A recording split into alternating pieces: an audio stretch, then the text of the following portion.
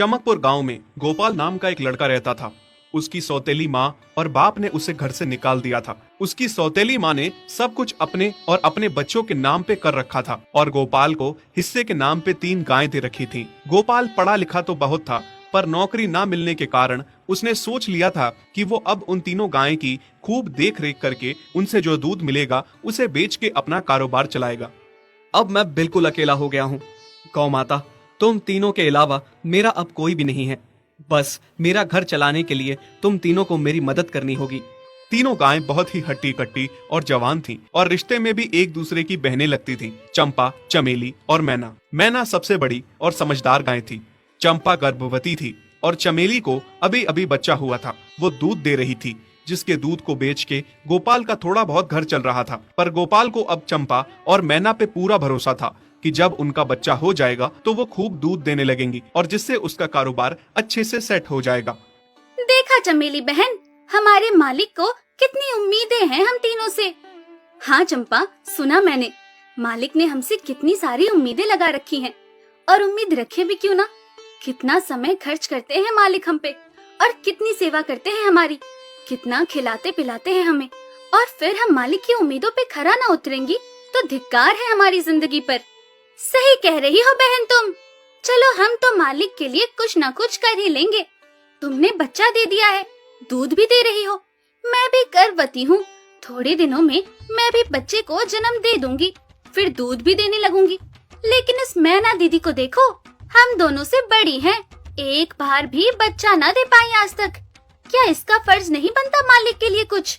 ये तो बड़ी हैं, हमसे ज्यादा इसको मालिक के लिए करना चाहिए था, लेकिन हम छोटी होकर इतना सोच रहे हैं। तुम दोनों ऐसा क्यों कह रही हो? क्या गलत कह रहे हैं हम? सही तो कह रहे हैं। कितने सालों से बांझ पड़ी हो तुम। ऐसा कैसे कह सकती हो तुम? बच्चा देना ना देना मेरे हाथ में थोड़े ना है। मैं भी तो माँ बनना मैं भी चाहती हूँ कि दूध दूँ और मालिक को मेरे दूध से कुछ फायदा हो। अरे तुम क्या बच्चा दोगी जो इतने सालों से नहीं दे पाई? तुम ये ख्वाब लेना बंद करो कि तुम बच्चा दोगी और तुम्हारे दूध से मालिक को कोई फायदा होगा। दोनों छोटी बहनें बड़ी बहन मैना की बेबसी का मजाक उड़ाती हैं और उस पे हंसती हैं। इस बात से मैना बहुत दुखी होती है और रोती है कि उसी की बहनें उसको दिलासा देने की बजाय उसे ताने मार रही हैं, उसका मजाक उड़ा रही हैं। फिर एक दिन गोपाल का पड़ोसी उससे कहता है, अरे गोपाल, तुम्हारी 2 गायें तो ठीक है, एक गाय का क्या है? उससे तुम्हें कोई फायदा नहीं है, बेच क्यों नहीं देते उसे? अरे नहीं नहीं भाई साहब, बेचना क्यों उसे? अभी बच्चा नहीं दे रही तो क्या पता कल वो बच्चा दे दे। कोई भी काम जल्दबाजी में नहीं करना चाहिए। अरे नहीं गोपाल, मेरे कहने का ये मतलब था कि तुम्हें अपना कारोबार जल्द खड़ा करने की जरूरत है, क्योंकि तुम्हारे घर वालों ने तुम्हारे साथ जो कुछ भी किया वो बहुत गलत था। अब तुम्हें जो भी करना है अकेले ही करना है।